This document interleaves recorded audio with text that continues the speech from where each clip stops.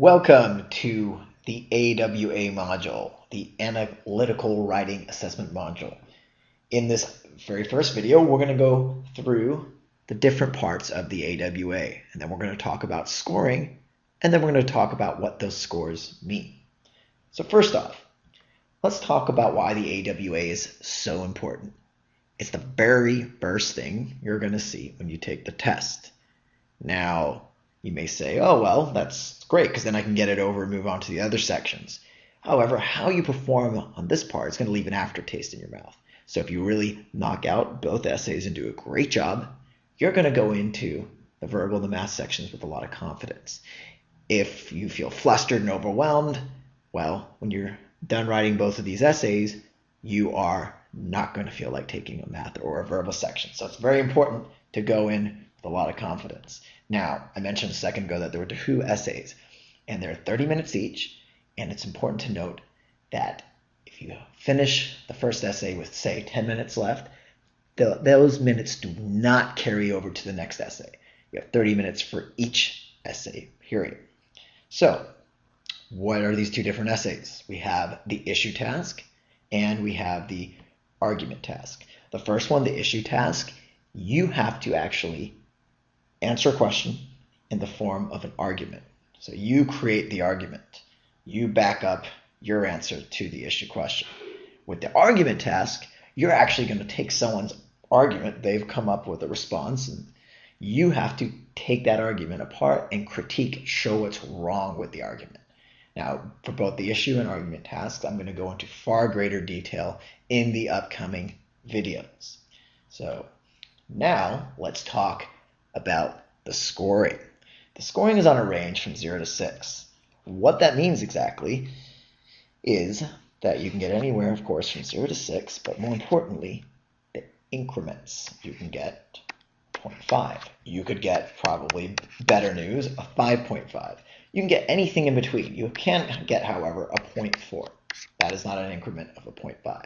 So anything from a 0 to a 6. Now, who's giving you this score? That's the important thing. And there are 2 human readers. And I'm going to underline human because there are other tests, GMAT included, where there's not always a human grading you, but sometimes a machine. So it's important. On the GRE, there are 2 human readers. They are from colleges or universities. They teach there. They usually teach courses that are focused on critical thinking and writing skills. So these are definitely experts who will be reading and critiquing your essay. So what are they looking for? Well, they're looking for the big picture. And that's what this word holistically means. They're thinking, how compelling was this argument, this essay I'm reading? Did it build its case? Did it have a cohesive organization? Did one sentence flow into the next, etc.? And so they're not saying, oh, look, its grammar is really awesome. I'm going to give it a 2 on grammar, and then I'm going to give it a 3 on essay organization. I'm going to add it up together. That is breaking things apart. They are just going to give an overall impression of your essay based on a number of factors, and that's what the word holistically refers to. So finally, a little note here about plagiarism.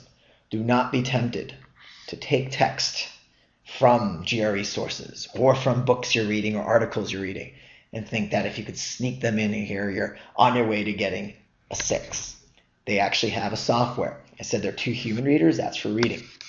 But in general, when you're writing, a software is always tracking your words. If it notices that these words match anything out there, even if it's an essay written by another student a few weeks ago, if there are significant similarities, then you are noted for plagiarism. And that's bad because your score will be rescinded or canceled, and you'll have to pay the full fee.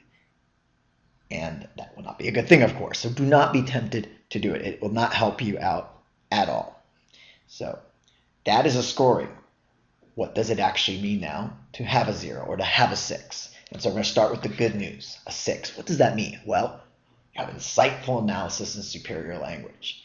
And so you can even pause the video if you want and go through each one of these separately. But what you'll notice here is that there is always a slight drop-off from positive to generally positive to pretty good to kind of limited to pretty bad. There's no organization there to just irrelevant and confusing. And I didn't even put a 0 here because so few people end up getting a 0. A 0 means you look at the screen, maybe you pass out from fright, who knows, but you're definitely not writing anything, or if you are, it's just scribbles, gibberish on the keyboard.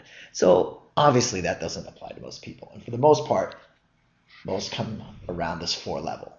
And that's what you want to get above.